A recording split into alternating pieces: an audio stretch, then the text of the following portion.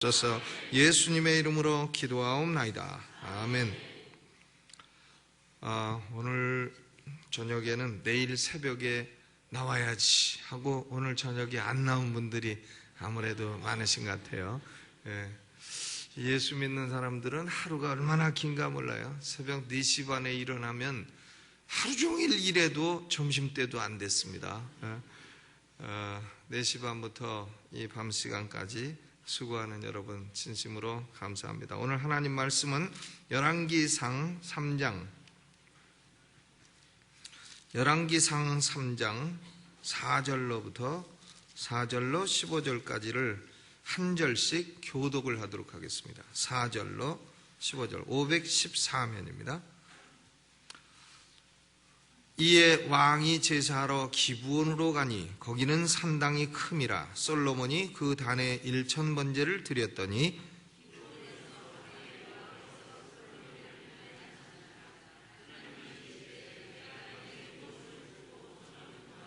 솔로몬이 가로되 주의 종 내 아비 다윗이 성실과 공의와 정직한 마음으로 주와 함께 주의 앞에서 행함으로 주께서 저에게 큰 은혜를 베푸셨고 주께서 또 저를 위하여 이 큰 은혜를 예비하시고 오늘날과 같이 저희 위에 앉을 아들을 저에게 주셨나이다.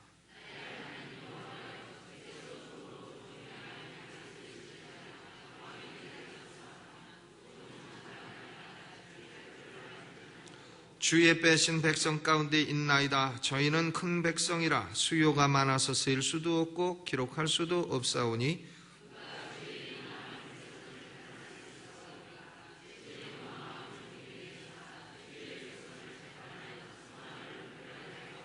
솔로몬이 이것을 구하매 그 말씀이 주의 마음에 맞은지라.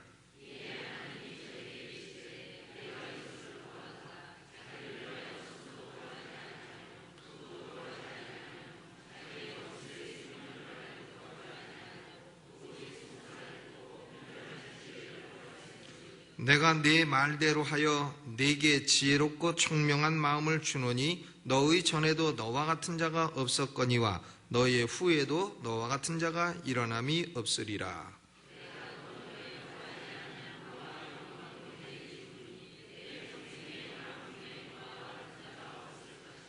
네가 만일 네 아비 다윗의 행함같이 내 길로 행하며 내 법도와 명령을 지키면 내가 또 네 날을 길게 하리라. 솔로몬이 깨어보니 꿈이더라. 이에 예루살렘에 이르러 여호와의 언약궤 앞에 서서 번제와 수은제를 드리고 모든 신복을 위하여 잔치하였더라. 아멘. 이 마이크의 피치를 조금만 낮춰주세요. 조금만.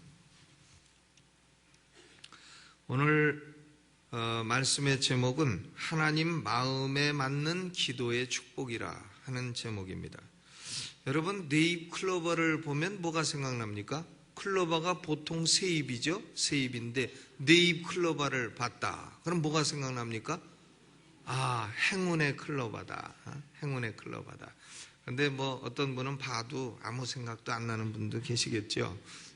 맹구가 묵집에 가가지고 묵 아시죠?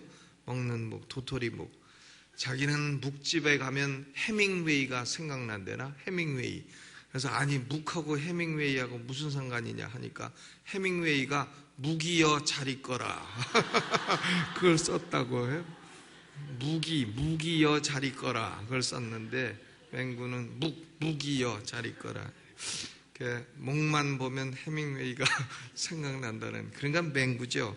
그런데 네잎 클로버를 봐도 아무 생각도 안 나는 이런 사람들이 있겠습니다만은 네잎 클로버를 보면 누가 생각나야 되냐 하면은 나폴레옹이 생각이 나야 됩니다. 나폴레옹. 이 나폴레옹이 포병 장교로 있을 때입니다. 그런데 전투가 한참 치열할 때에 전투 중에 가만히 보니까 클로버가 원래 세 잎인데 네 잎짜리가 있더라는 거예요.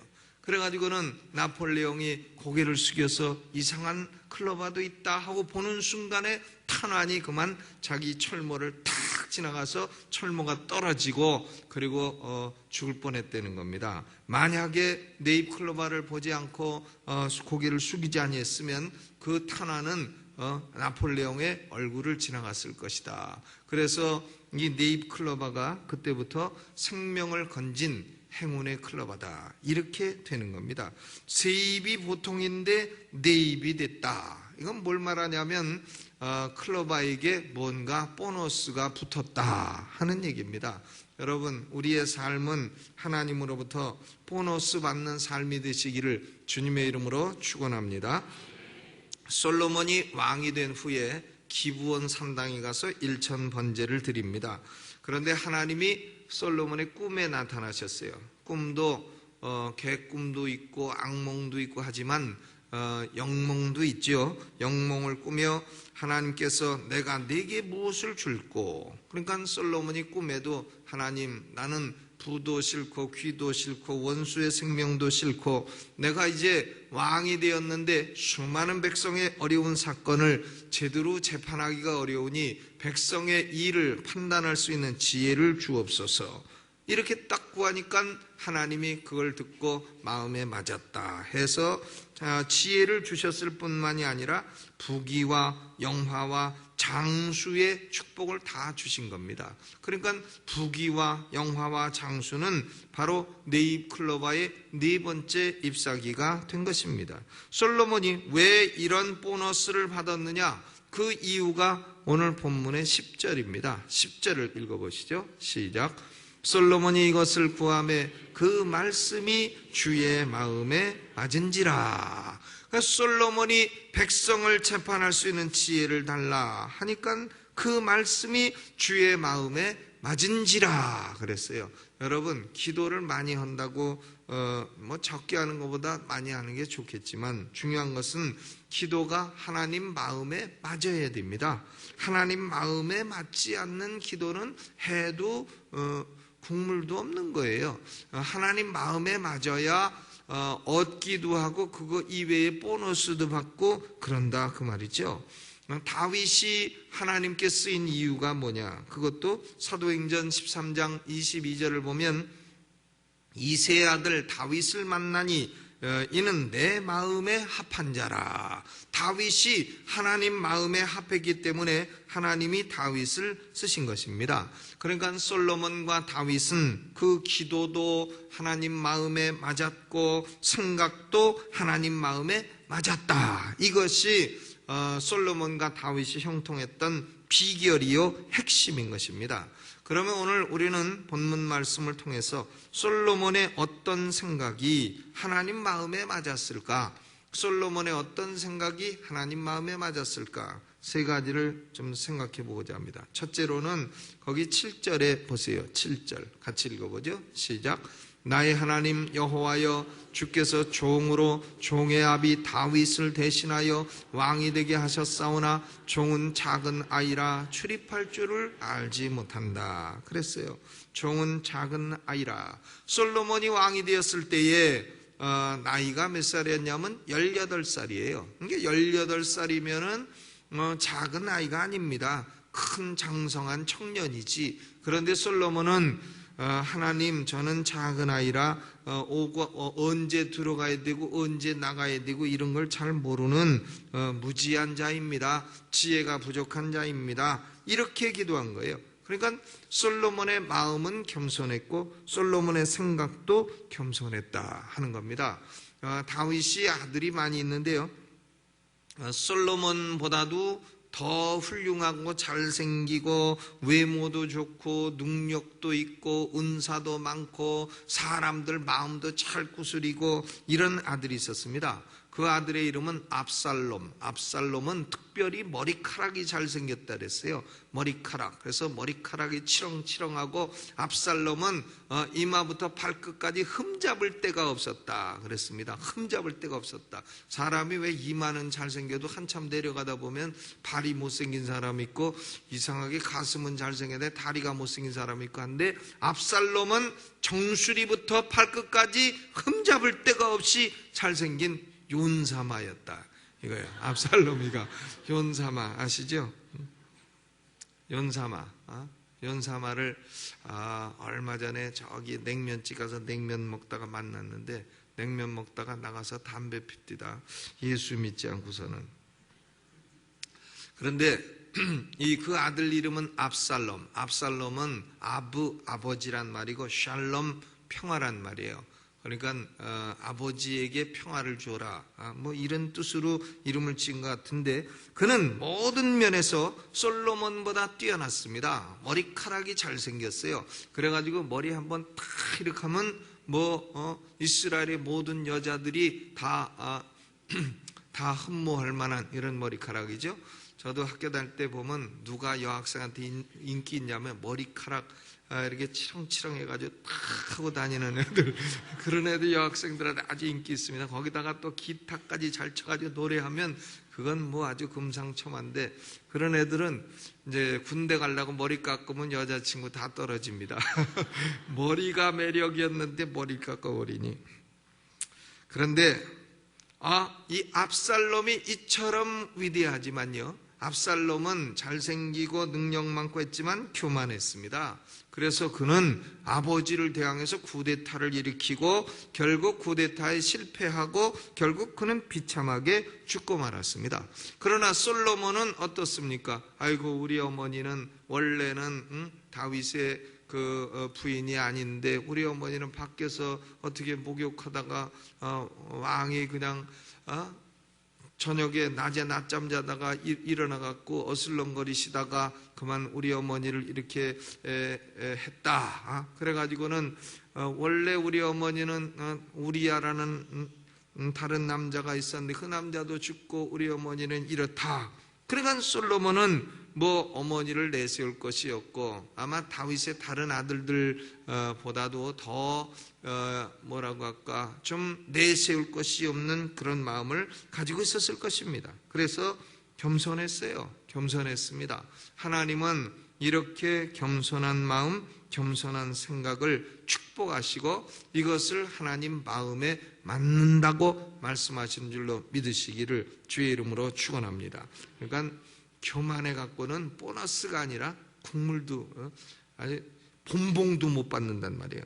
근데 겸손하면 본봉도 받고 보너스도 받고, 보너스를 한 500%, 600% 받고 1000%도 받고 이럴 수 있다는 것입니다. 겸손한 마음이 하나님 마음에 맞는 마음이에요. 종교개혁을 한 사람이 독일의 마르틴 루터도 있지만은 이 스위스에 많습니다. 스위스의 제네바에서는 칼빈이라는 사람이 개혁을 했지만 스위스의 쭈리히라는 도시가 있어요. 이 쭈리히에서는 츠빙글리라고 하는 사람이 개혁을 했습니다. 그러니까 불어를 사용하는 개혁가는 칼빈이요, 칼빈의 이름은 원래 그래서 깔뱅이라 발음합니다. 불어식으로 깔뱅. 그런데 독일어를 사용하는 쭈리히에서는 츠빙글리라 하는 사람이 개혁을 했습니다. 츠빙글리는 1520년부터 개혁을 했고 칼빈은 1536년부터 제네바에서 개혁을 했는데, 이 츠빙글리가 칼빈보다 한 10여 년 먼저 개혁을 시작했어요. 그런데 그는 등산을 하다가 아주 좁은 길을 가는데 두 마리 염소가 마주친 걸 보았답니다. 두 마리 염소가 딱 좁은 길에 마주치니까 츠빙글리가 염소들을 본 거예요. 저 염소들이 저렇게 마주쳐가지고 어떻게 지나갈 건가 하니까 올라가는 염소가 딱 무릎을 꿇더래요. 그런데 내려가는 염소가 무릎 꿇은 염소의 위를 딱 밟고 내려가더래요. 그런데 올라가는 염소는 먼저 내려가는 염소를 자기 등을 밟고 지나게 한 다음에 일어나서 다시 올라가더라는 것입니다. 그래서 츠빙글리가 여기서 깨달은 게 있다는 겁니다. 아하, 엎드리는 자가 올라가는구나. 엎드리는 자가 올라가는구나. 엎드리는 자가 올라간다. 무릎 꿇고 엎드리는 자가 올라간다. 우리는 그것을 생각하고 하나님 앞에 무릎 꿇는 것이 가장 겸손한 표현이다 하는 것을 깨달으시기를 바랍니다. 그래서 그는 성도의 겸손과 신앙의 상관관계라고 하는 유명한 책을 저술을 했습니다. 그러므로 우리는 좀 더 겸손해져야 되겠습니다. 우리 대한민국이 경제가 좀 번영하니까 우리가 교만해졌어요. 교회가 좀 부흥되니까 신앙적으로 교만해졌어요. 우리 교회는 몇십만이다. 대한민국에 1등 되는 교회가 많다. 1등 되면 그게 so what? 어쨌단 말이에요. 1등하고 교회 1등하고 무슨 상관이 있어요? 그런데 우리는 신앙적으로 교만했고 경제적으로 교만했고 또 정치적으로 교만했고 그랬습니다. 그러므로 우리의 삶에도 또 우리의 국가에도 다양한 한파가 불어닥쳤다고 저는 생각합니다. 잠언 16장 19절에 교만은 패망의 선봉이요 거만한 마음은 넘어짐의 앞잡이니라. 그러므로 하나님 마음에 합한 마음과 기도는 첫째로는 겸손한 마음이요 겸손한 기도인 줄로 믿으시기를 주의 이름으로 축원합니다. 두 번째로는 어떤 마음을 하나님이 기뻐하셨느냐 하면 예배를 중요시 여기는 마음을 기뻐하셨습니다. 예배를 최고로 중요시 여겼다. 그러니까 4절에 솔로몬이 왕이 되면서 처음으로 한 일이 뭐냐면 솔로몬이 그 단에서 1000번제를 드렸다 그랬어요. 3장 4절 기브온 단에서 1000번제를 드렸다. 그러니까 솔로몬은 자신의 왕으로서의 사명을 수행하기 전에 먼저 하나님께 단을 쌓았다. 이건 뭐냐면 예배를 드렸다 하는 것을 의미합니다. 아브라함이 그렇게 위대한 신앙의 조상이 된 것도 그는 가는 곳마다 단을 쌓았습니다. 그러니까 아브라함의 5대 제단 하는 것이 우리 원로 목사 설교의 아주 중요한 그 제목 아니었습니까? 그러니까 아브라함은 예배 생활이 그 특징이었다 하는 거예요. 예배에는 하나님을 찬양하는 찬양도 있고 기도도 있고 하나님께 드리는 헌물도 있고 또 계시의 말씀도 있고 경배도 있고 그렇습니다. 하나님을 우리 인간이 대하는 모든 것들이 다 예배에 들어있어요. 그러므로 우리 성도들은 예배를 소홀히 하면 형통치 못합니다. 그러나 예배를 회복하면 모든 것이 회복되는 것이에요. 하나님 앞에 예배하러 나와서 진정한 마음으로 찬양하고 또 진솔한 마음으로 기도하고 그리고 하나님의 계시의 말씀을 저것은 하나님의 말씀이다 라고 받아들여야 돼요. 18세기 영국의 얼스킨이라고 하는 유명한 학자가 있었습니다. 그런데 그 사람에게 어떤 여자가 와가지고요, 얼스킨 목사님 처음 오셨을 때는 은혜가 많았는데 지금 몇 년 지나니까 은혜가 없습니다. 이런 얘기를 한 거예요. 그러니까 얼스킨이 그러십니까? 그때나 나는 똑같고 지금은 그때보다 내가 더 발전했는데 그건 왜 그러냐면 내가 처음 왔을 때는 당신이 내 말을 하나님 말씀으로 받아들였고 지금 나하고 여러 해 교제하며 지금은 내 말을 인간 말로 받아들이기 때문에 그렇습니다. 이렇게 대답했다는 얘기가 있습니다. 여러분, 우리가 사람의 말로 받아들이면 하나님 말씀을 사람 말로 받아들이면 마음에 시험에 오기 쉬워요. 그러나 이것은 설교자도 말씀이요 듣는 자도 말씀이요 하나님의 말씀인 것입니다. 그러므로 예배에는 말씀이 있고 찬양이 있고 경배가 있고 기도가 있고 하므로 예배를 소홀히 하는 사람은 형통할 수 없습니다. 그러나 예배가 회복되면 모든 것이 회복되는 것입니다. 우리가 창세기 34장 35장을 쭉 보게 되면 야곱이요 외삼촌 집에 외삼촌 라반 밧단 아람에 20년 살면서 자녀도 많이 낳았고 자녀도 아들 몇 낳았죠? 11 낳았어요. 11. 베냐민은 나중에 낳았으니까 11 낳고 딸 낳고 12이나 낳고 또 돈도 많이 벌었고 가족적으로나 경제적으로나 모든 면에 성공을 했지만 야곱은 이 외삼촌 집에서 예배에 실패했습니다. 그러므로 하나님이 20년 되니까 야곱을 다시 예배의 핵심 장소인 베델로 불러내리시는 거예요. 베델로 돌아가라. 그런데 야곱이 베델로 가기를 싫어합니다. 하나님 말씀을 쉽사리 듣지 않습니다. 결국은 그의 딸 디나는 세겜에서 강간을 당했고 세겜 주장 하몰의 아들 세겜이란 자에게 강간을 당했고 동네 이름도 세겜이요 강간한 범인도 세겜이요. 근데 요새 강화도에서 무언가 탈취를 당했다 하는데 그 어떤 놈인가 하여간 대단히 훈련된 나쁜 사람 같습니다. 잔인하고 나쁘고 수류탄도 뺏어가고 총탄도 뺏어가고 이랬다는데 여러분 길 갈 때 뭐 날라오면 조심하시기를 바랍니다. 그런데 야곱이요, 이렇게 그 예배를 실패하니까 딸도 강간당하고 아들들이 화가 나가지고 세겜에 있는 남자들하고 거짓말하고 할례 받으면 딸 주겠다 해가지고 할례 받으면 제일 아플 때 가가지고 다쳐 죽이고 아들들이 살인자가 됐고 가정이 풍지박산 위기에 놓이게 된 것입니다. 그러니까 야곱이 거기서 정신을 딱 차리고, 야, 이거 안 되겠다. 우리 중에 있는 이방 신상 다 갖다 버리고 우리는 베델로 올라가자 해서 베델의 단을 딱 쌓고 거기를 엘 베델이라, 베델에 계신 하나님이라 이렇게 이름을 붙이고 나니까 하나님께서 이 야곱의 예배 회복을 축복하시고 주위에 있는 모든 족속들이 야곱의 가족을 두려워하고 쫓아오지도 못하게 하고 복수도 못하게 하고 다 막으시고 책임지시고 다 회복하신 것입니다. 이것이 창세기 35장에 기록이 되어 있어요. 그러므로 우리 성도들은 예배를 우리 삶 가운데 최고로 중요한 것으로 여기고 예배의 최고 순위를 두시기를 주님의 이름으로 축원합니다. 이것이 하나님 마음에 맞았다는 거예요. 그러니까 우리가 예배를 중요시 여겨야 됩니다. 예배가 시간 없어 못 드린다 하지만 예배 드리는 시간이 일생에 몇 시간이 됩니까? 다 더해봐야 몇 시간 안 됩니다. 많을 것 같아도요, 화장실 간 있는 시간보다도 적어요. 어떤 분은 화장실 한 번 들어가면 영 안 나오는데 신문 보는 시간보다도 적어요. 그렇기 때문에 예배를 중요시 여겨야 됩니다. 세 번째로 솔로몬의 어떤 마음이 하나님께 맞았느냐? 하늘의 지혜를 구하는 마음이 맞았습니다. 하늘의 지혜를 구하죠. 솔로몬은 하나님, 난 지혜를 원합니다.